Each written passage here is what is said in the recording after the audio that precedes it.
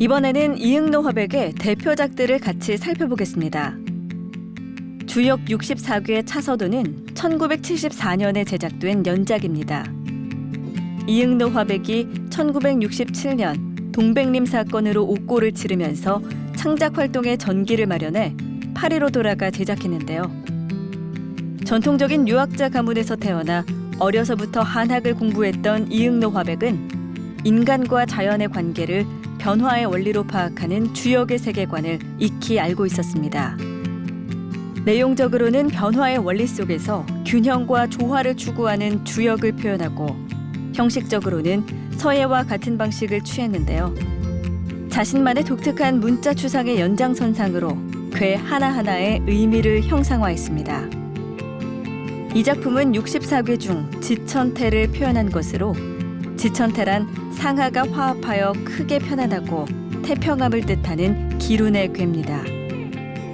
이응노 화백은 이 궤를 여러 사람이 팔을 벌려 둥글게 고리를 이루어 얼싸안고 춤을 추는 듯한 모습으로 표현했습니다. 이 작품은 목숨수라는 한자를 형상화한 것으로 1970년대 구성적 문자 추상의 대표작 중 하나입니다. 붓의 운용이 두드러지는 자유로운 서예적 문자 추상과는 달리 이 작품은 재질이 다른 종이를 한지 위에 콜라주하여 먹으로 윤곽선을 그려 단단한 구성을 보여줍니다. 서양 미술의 콜라주는 대체로 미술 작품에 리얼리티의 요소를 도입하는데요. 신문지나 포스터 등의 재료들이 현실적 기능과 조형적 기능 사이에 팽팽한 긴장감을 가지게 됩니다. 반면 이응노 화백의 콜라주는 콜라주하는 대상이 무엇이 되었든 작품 속에서 온전한 조형적 요소로 사용되는 특징이 있습니다. 이 작품에서는 배경을 이루는 종이의 잘려진 단면에서 보이는 거친 올과 글자를 이루는 종이에서 보이는 굵은 입자들조차 작품의 조형성에 조력하게 됩니다. 이 작품은 로랑 보두eng이 설계한 대전 이응노 미술관 건축물의 모티브가 되기도 했습니다.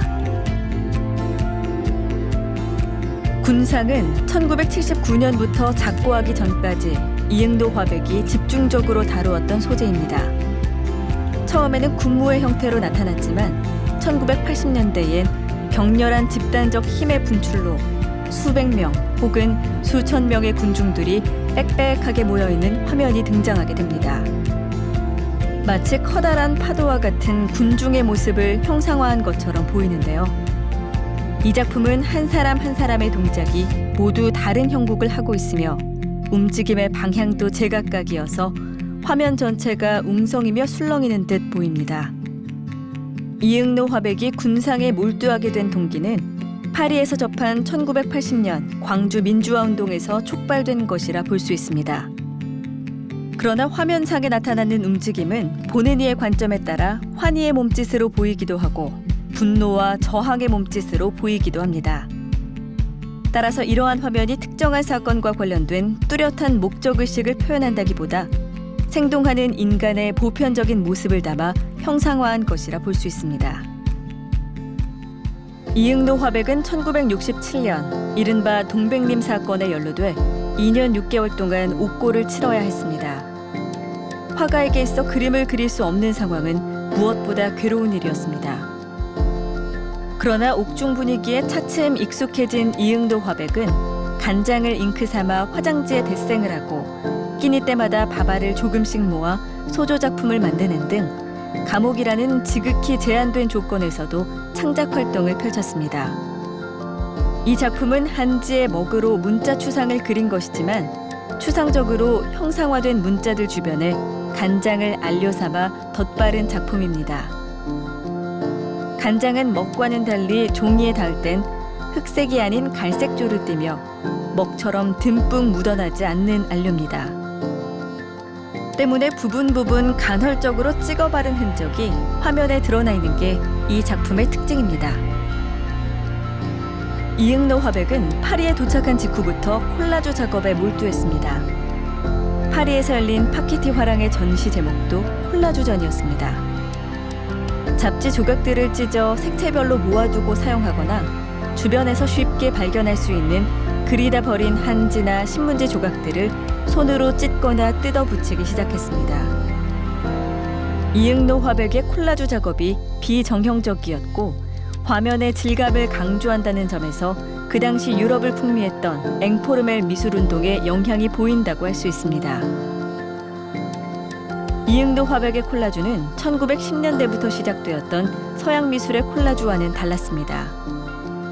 대개의 경우 원하는 형태의 종이를 잘라 붙였다면 이응노 화백은 종이 그 자체를 붙였다가 떼어내고 겹겹이 붙인 종이들을 긁어내 밑에 있는 종이를 드러나게도 하고 또 그 위에 먹이나 다른 안료로 채색하는 등 다양한 방법으로 종이를 마치 물감의 대용품처럼 사용했습니다.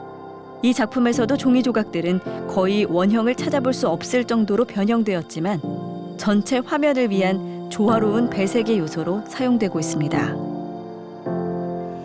동백림 사건으로 수감 중이던 이응노 화백은 자유롭게 작품을 하지 못하는 상황을 극복하기 위해 손에 잡히는 거의 모든 것들을 작품의 재료로 사용했습니다. 베니아 합판을 모아 조각적 형상들을 만들기도 했고 식사용으로 나오는 간장 등을 물감 대신 사용하기도 했습니다. 특히 그는 안양교도소의 수감자들이 밥풀을 이겨서 장기 말을 만드는 걸 보고 자신들이 남긴 밥이나 같은 방에 있는 수인들이 남긴 것 그리고 심부름을 하는 사람을 통해 얻은 밥 찌꺼기를 이용해 작품을 제작하기도 했습니다. 밥풀을 짓이겨 만든 이 작품은 수감 전에 탐구했던 문자 추상을 연상시킵니다. 화면 속에서 평면적으로 구성되어 있는 추상적 형상들이 입체로 만들어진 것처럼 보이는 이 작품은 먹는 밥까지도 작품의 재료로 사용할 수밖에 없었던 이응노 화백의 작업에 대한 뜨거운 열망을 보여주고 있습니다. 이 작품은 등나무 넝쿨을 추상적으로 표현한 것으로 1958년에 개최됐던 도불 기념전에 출품됐습니다. 작품의 자유로운 운필은 서예, 특히 초서의 미학에 근거를 두고 있다고 볼 수 있습니다. 이 작품은 화면 전체를 덮는 자유롭고 호흡이 빠른 선들과 전면 균질적인 대담한 구성이 그 특징입니다. 화면 왼쪽 아래 낙관 주위에 그려진 구체적인 형상을 통해 이 그림이 등나무임을 알 수 있지만 화면 전체를 보면 추상적인 선의 자유로운 율동이라 볼 수 있습니다. 이응노는 화업의 초기부터 대나무를 지속적으로 그려왔으며 그 양상도 청죽, 주죽, 묵죽, 풍죽, 우죽, 설죽 등으로 매우 다양합니다. 이응노 화백이 고암이라는 호를 쓰기 이전 청년 시절 해강 김규진 문화에서 그림을 배울 때 썼던 호가 죽사이기도 했습니다. 또한 1927년 조선미술전람회에서 입선하며 작가로서 첫 출발을 했던 작품도 청죽이었으며 문자 추상이나 군상 등을 그릴 때에도 평생을 벗삼아 그리던 소재가 바로 대나무입니다. 1971년의 이 작품은 한 그루의 대나무가 아닌 대나무 숲을 그린 것입니다. 마치 비바람을 견뎌낸 듯 서 있는 방향이 각기 다르게 그려져 있는데요. 그럼에도 대나무의 큰 줄기는 휘지 않고 곧으며 댄잎들은 어지럽게 얽혀있는 듯 보이면서도 무성하고 힘차 보입니다. 화면 내에 바람이 휘몰아치는 듯한 방향성을 부여하는 댄잎들의 형상은 이후의 군상 연작 화면에서 보이는 움직임과 힘을 예고하는 것이기도 합니다. 이 작품은 마르코 폴로의 동방견문록에 관한 책을 집필하던 작가가 프랑스에 체류 중이던 이응노 화백에게 삽화를 부탁해 제작된 연작 중 하나입니다. 총 79점에 이르는 동방견문록 연작은 필자의 사정으로 책이 출간되지 못해 세상에 선보일 기회가 없었지만 대전 이응노 미술관에 기증되면서 대중에 공개됐습니다. 특수한 주제와 목적을 가지고 그린 작품인 만큼 보통 이응노 화백의 작품들과는 다른 특성들을 많이 갖고 있는데요. 대체로 신비한 이미지의 풍경 작품들로 이루어져 있습니다. 마치 미지의 세계를 직접 여행이라도 한 듯 생동감 넘치게 표현돼 동서양의 시선의 교차가 자아낸 제3의 아름다움이 녹아 있습니다.